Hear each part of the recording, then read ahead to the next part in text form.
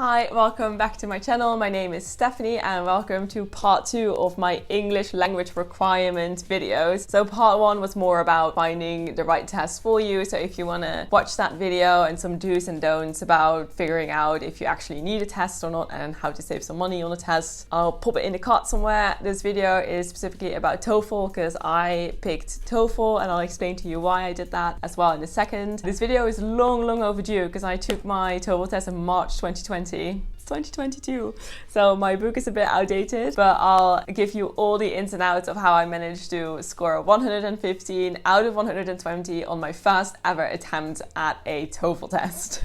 That was a mouthful. Okay, let's go.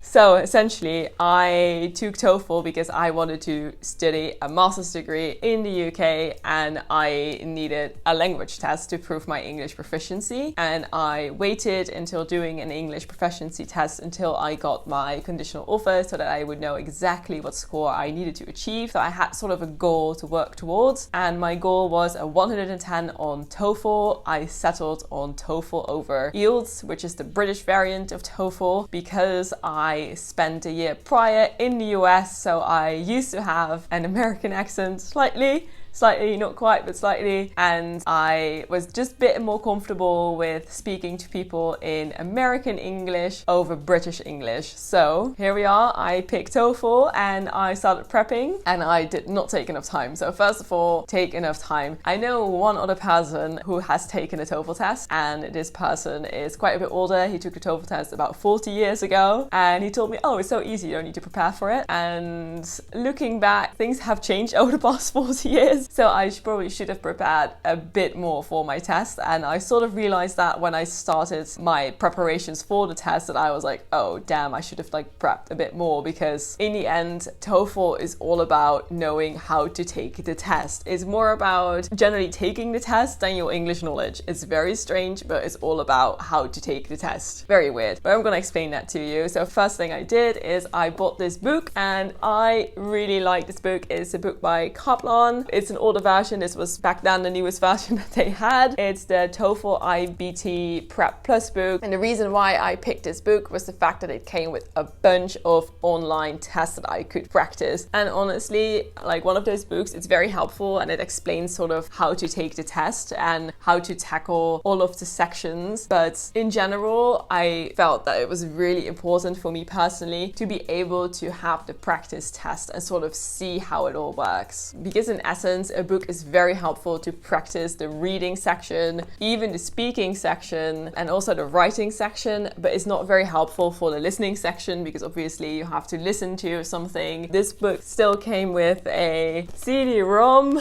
I know, I feel like I'm very old right now. I'm not quite sure why it came with a CD-ROM. I've never used the CD-ROM. I could just log in online. It had a code, which I'm not going to show you because it probably won't work anymore either. I could register my book online, and that would give me access to the files on the CD, very helpful, but it also gave me access to a couple more online practice tests that I could take to practice my TOEFL test. So yeah, very helpful book. Would highly recommend the Kaplan one, or a particular one that you can find that has a lot of practice material in it. Essentially just find the one with most practice material in it, and this one back in the day, 2 years ago, had the most practice material in it, and I thought it was incredibly helpful. Besides looking at this book, I also did some online digging and searching to find out how I can prepare as best as possible for the speaking sections and the writing sections, because those are kind of the sections where you have to provide it yourself. It's quite hard to practice that by yourself. So I did some digging online and found out essentially that in terms of the speaking part, you need to be extremely structured, and that is one YouTuber, and her name is Lingua Marina, and she does a great job in breaking down all of the speaking sections and how you have to kind of work with a template to make that work, and she even has templates in her description. So I'm gonna link her videos below that I found particularly helpful, and so that you can take a look at it and honestly use those templates, because they essentially awarded me with a 30 out of 30 on the speaking section. So I'm pretty sure that they work. I stuck to them and I learned them by heart, and I used them in the speaking section, and I scored a 30 out of 30 on that bit. So I'm very excited about that, but also definitely definitely use her tips and tricks on that because that was incredibly helpful. Then there is another channel which I found to be incredibly helpful, which is TST Prep TOEFL, and they have practice tests on there for free on YouTube. There you can practice your listening skills on YouTube. Like, how amazing is that? And this guy also has videos on common mistakes that people make in the writing sections, how to tackle the writing sections, and everything and anything you can really find on their YouTube channel as well. I found Lingua Marina to be more helpful on the speaking bits than the TST Prep TOEFL, but in the end both of these channels are so incredibly helpful, and I'm gonna link all of the videos down below that I found particularly helpful on these channels. And obviously please search ahead and go through those channels as well to find videos that are helpful for you in particular. So on the listening section as well, I scored a 30 out of 30, which I'm again very happy about, and I'm pretty sure that TST Prep TOEFL helped me get there with all of that online practice stuff on YouTube. Was just amazing. On the writing bit, I scored a 27 out of 30, which is my lowest score out of all. The reason for that is that I probably kept on misspelling the same word over and over again because I was writing about that item and I misspelled that word. Yeah, that's just on me. That's stupid, but you know, still a 27 out of 30. And on my reading, I scored a 28 out of 30. And for reading, again, TST Prep was very helpful, but also the TOEFL book that I just showed you was incredibly helpful for me to kind of tackle the reading section a bit more. So yeah, all in all, I am quite happy with my scores, and these were the resources that I've used, and I am incredibly excited that I scored a 115. Looking back, I should have taken more time to prepare for the TOEFL because in the end it's all about taking the test, and generally the first time that you will take the test you will not really achieve your goal score if you're prepared like I did. So I was incredibly lucky to score a 115. However, looking back, I should have taken more time to prepare than 3 weeks because I only had 3 weeks before my TOEFL test,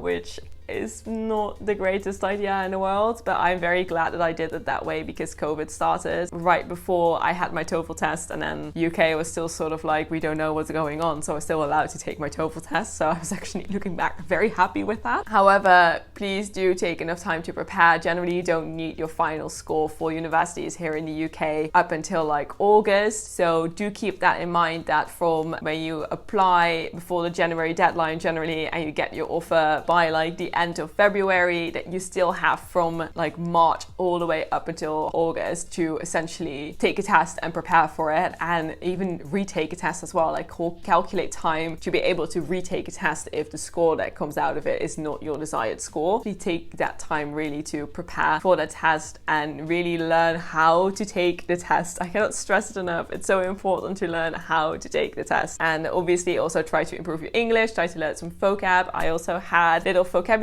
cards by the Princeton Review. I'm just thinking about those. Where are those?